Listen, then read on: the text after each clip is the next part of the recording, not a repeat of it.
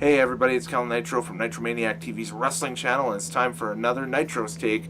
That's right, it's time to take a look at WWE's Elimination Chamber 2018, happening on February 25th, 2018, live from the T-Mobile Arena in Las Vegas, Nevada. It was broadcasted intergalactically wide on the WWE Network. Pre-show match had the Good Brothers, Gallows and Anderson, take on the Miz Taraj of Bo Dallas and Curtis Axel, kind of feeding off of the tag team scene on Raw right now. That's kind of an amalgamation of four teams and a bar that are the tag team champions, kind of, positioning for spots for WrestleMania, and I guess going into Mania. I imagine we're going to get another multi-team match, maybe a four-corner match of some sort. I don't think it will be a ladder, because last year that was actually a real nice little surprise to have, literally at the last minute, the ladder match change on us, to have, the Hardys walk in, 24 hours after doing a ladder match in Ring of Honor, on WrestleMania. So I don't think it'll be a ladder match this year with the teams on Raw, but I think they'll do some sort of multi-team match, maybe something like we saw at WrestleMania 20 with the multi-team matches, and that was pretty cool that both brands had that during that card. It fit very nicely. But hey, Gallows and Anderson getting the win over the Miz Taraj tonight was a passable pre-show match. Good Brothers keep rolling along. Then came the first ever women's Elimination Chamber match to open the pay-per-view. I thought this match was in the perfect spot, honestly. No complaints about it being this early on in the card. And Alexa Bliss walking out as the champion out of this match, not bad. I mean, I'm looking at it as a fan of... I don't have one particular female wrestler that I'm a fan of. I was a Paige fan, but if her career is done at this point, it's just kind of like, okay, hopefully she's got a role as a commentator or as a heel manager with Absolution now. So walking into this completely as an objective observer, unbiased, hopefully. Even though some people close to me will think I'll have a bias on some people, and as of no, I'm just calling them out on their BS. But anyway, Absolution's ring gear tonight was a big fail for me. I don't know what it is with white trunks and white tights, white outfits, if they're just pure white like that.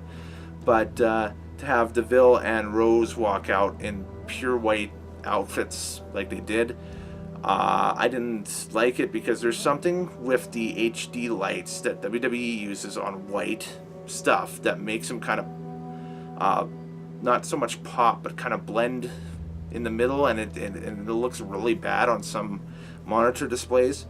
If you watched it on a computer display, some of the presets and that stuff may make the white bleed into the colors and stuff like that. I can't imagine what it would be like live, because I'm trying to think of all the live experiences I've had the past 5 years or so with WWE stuff, the two Manias and everything, and I don't think anybody really used white much in their repertoire at like WrestleMania and that stuff. I know AJ and Shane used it a little bit last year, but they got away with it because the venue was outside. So for Absolution to walk out tonight with a little bit of white in their gears, or them being predominantly white geared, it doesn't look good on TV. It's just, it kind of looked very like bleh. But it was actually a really passable chamber match. All the participants were safe. There wasn't really too much dangerous or danger, I should say, with the spots. I should say, lots of should says there. The Bayley Sasha feud that looks to be started pretty good, and was a strong start in my opinion. I love the Lion King spot that they did on the top of the pod, where Sasha being Scar and Bayley being Mufasa, pretty much hanging off the edge of the cliff, and then all of a sudden down goes Bayley, boom, to the hyenas below. That was it was cute. It was awesome. Yeah, and then the post-match promo of Alexa Bliss being, she legit had me fooled that she was turning face. I even posted on Twitter, I was like, is she turning face here? Is this a direction they're going? Because this is something that was rumored back in January that they may be looking to do. So I looked at it, I was like, oh my god, they're pulling the trigger on this. And then she just turned, like, it was a complete, I guess, Rick Rude-esque type thing. So it was really good. I enjoyed that. Yeah, it was a very passable chamber match. It wasn't the best chamber match out of the two on the card. I think I'll give that one to the men's, and we'll talk about that a little later on. But I have no qualms with it. It was definitely better than say the chamber matches from 7 or 8 years ago. That's for sure. So, hey, kudos to the girls. They lit one up tonight. It was awesome. Tag titles were up next with the Bar taking on Titus Worldwide. And, there's nothing really spectacular out of that match. The Bar retained, which is good going into Mania. Keep the belts on them. Work in the Revival. Work in Gallows and Anderson. One thing I forgot to mention at the end of the Gallows and Anderson thing was the Revival promo at the end of it. I liked the promo. It was a good old school promo that they had at the end of the match in behind the scenes there and that stuff. So we'll wait to see what happens on Monday Night Raw. But yeah, all signs in that division, like I said, are pointing to a multi-team match for WrestleMania. Probably a 4-team match with Revival, Gallows and Anderson, Titus Worldwide, and the Bar. And you know what? That's cool. I think that would be a good addition, good early Mania type match within the first hour and a half or so, and I think it'll be all right. So, if it's on the pre-show, it's on the pre-show. It's the tag belts. So, not saying that the tag belts are worth anything less, but just with the Shield not a thing right now, it kind of is, because Ambrose and Rollins elevated that belt, and Sheamus and Cesaro elevate those belts so much that it's kind of like, okay, if you want to take the belts off them right now, go right ahead, but they better go right to Gallows and Anderson, or maybe even a Revival, because Titus Worldwide, in my opinion, be kind of a weaker, I don't want to say of a weaker sister, but of kind of more of a weaker team to put the belts on. But again, my ramblings on it. Match tonight was okay. It was fine. Alright, Asuka, Nia Jax. If Nia Jax beats Asuka, she gets thrown into the WrestleMania women's title match on the Raw side.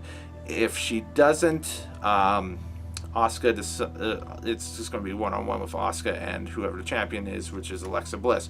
And Asuka defeated Nia Jax. I thought the match was really good. It wasn't as good as their NXT match that they had some years ago, but it was still a very well-positioned encounter for both girls. I think they both did really well. The pacing was, your classic super heavyweight heel beating up on the smaller babyface type stuff. Nia's miles above where she was even last year, so she just keeps improving. And Asuka's rolling down that momentum train now. Where does that take her going to WrestleMania now? Who knows? Does that even take her to SmackDown, on SmackDown Live, and go after Charlotte, which is, she hasn't made the the thing clear, or the direction clear where she wants to go. But with Nakamura kind of staying on SmackDown Live, it doesn't really bode too well to have Asuka jump brands to have both Rumble winners on SmackDown Live. I think you want to have, the women's Rumble winner on one show, and you want the men's Rumble winner on another show, logically. Even though this company doesn't really use logic at times. But, that's what we got. Matt Hardy, Bray Wyatt, Woken Matt versus Bray Wyatt.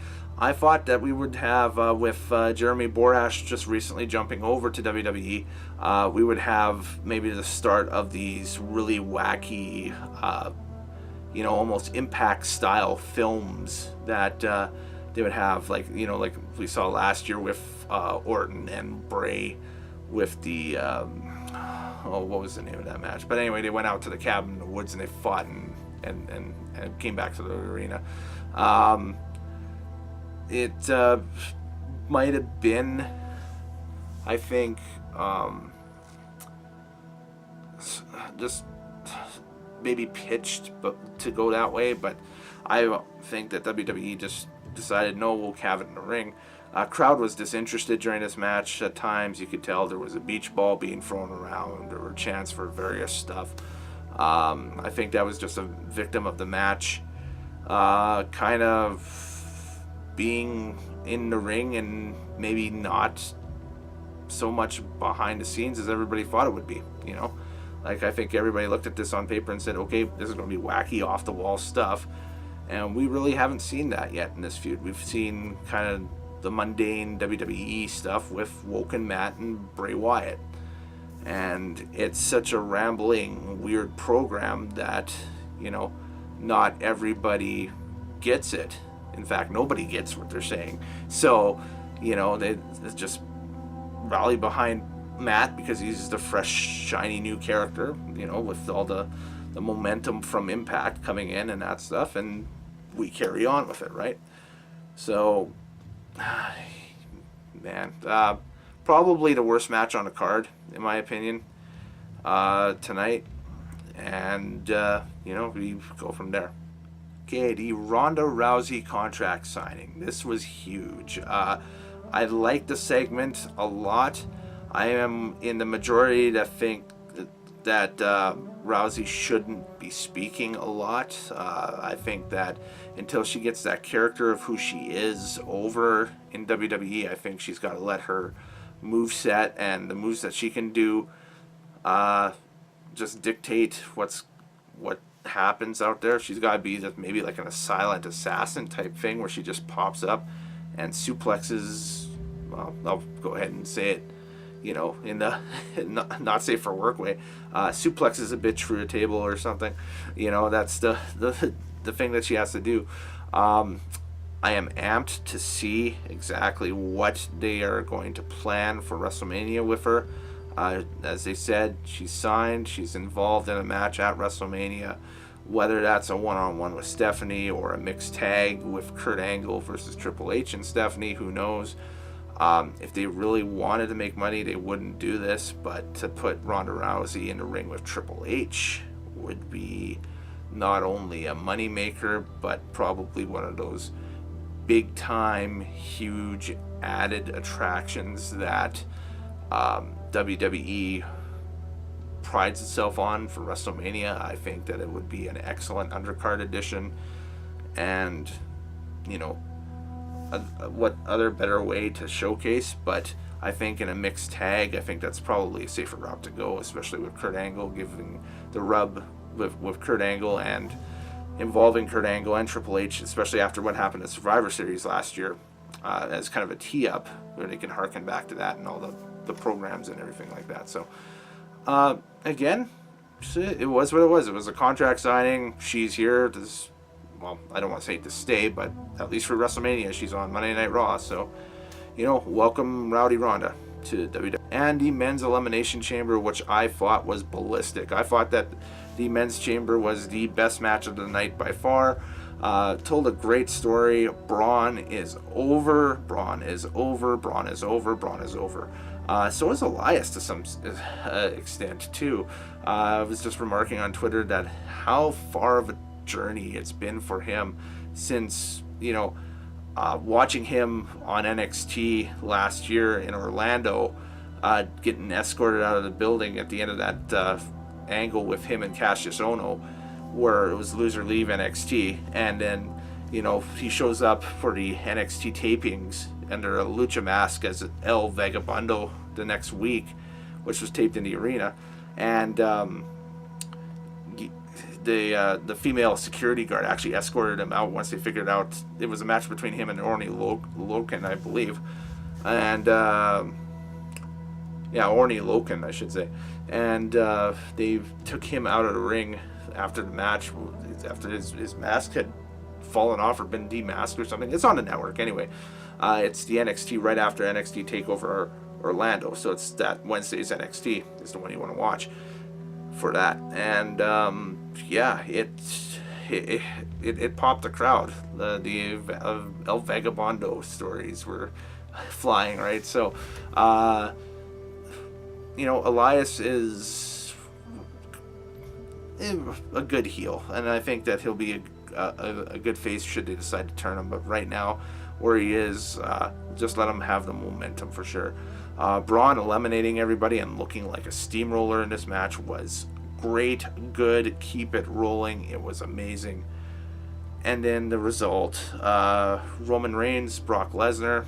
I'm still under the effect that this won't be where this ends for this main event. I think they're going to add a third person to this, maybe a Strowman, maybe find out, in the coming hours or, coming weeks as this is posted, if we add more or not. But it was a strong chamber match. I thought it was. I thought it really stood up well.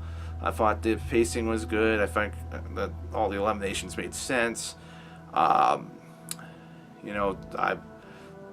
not sure if they sweetened the sound on the network or if just the people in Las Vegas really didn't care that Roman won. I noticed that the backdraft online immediately after the event wasn't as bad as, say, the Rumble. And again, I don't see this Universal title match being the last match on WrestleMania this year. I think that it will be Nakamura versus hopefully AJ for the WWE title. But I think that it'll be, the Rumble winner, Nakamura versus whoever for that. Or maybe they throw the women on last. But then they'd have to really build it to something of like epic proportions for that. But anyways, I'm Kellen Nitro. Thank you for watching. Oh, my rating of the show. Right, out of 10. I'll give it a 7. A solid 7. I think it was lacking in some parts. Bray and Matt being 1. I think that had they went the wacky film route more than an actual match, I think it'd be more enjoyable. Maybe they're still heading towards that. But as it stands right now, that's kind of, it was what it was. I think the tag title match was something that you could see every Monday night anyway. The women's chamber was good, and the men's chamber was an enjoyable little watch. It was maybe just a level below awesome for the men's chamber, but 7 out of 10. Anyways, I'm Kellen Nitro. Thank you for watching Nitromaniac TV. Later days, happy wrestling watching.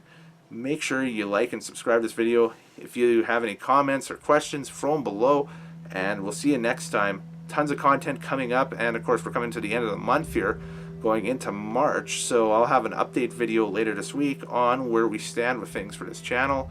And I know there's going to be some collaborations between myself and my buddy Morehouse coming up in the future, so stay tuned and subscribe today so you will be the first to see them when I release them. Alright, take it easy guys, stay safe, have fun, and hey, it's WrestleMania. There's still like 6 weeks out.